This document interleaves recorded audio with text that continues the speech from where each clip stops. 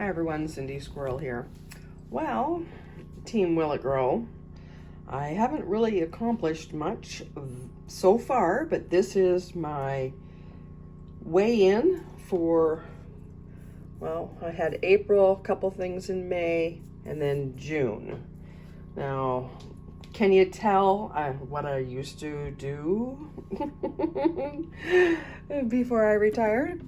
So I have the item. I have things that are in grams, things that are in ounces. So far I've only foraged stuff, got herbs, got rhubarb, and got eggs. That's it. I'm sorry guys, not a very good weigh-in.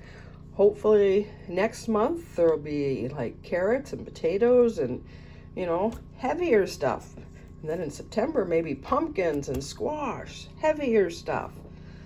But, oh, only 19 pounds, 2 ounces for my first good month. Sorry guys, that's like diddly squat. I'll try and do better.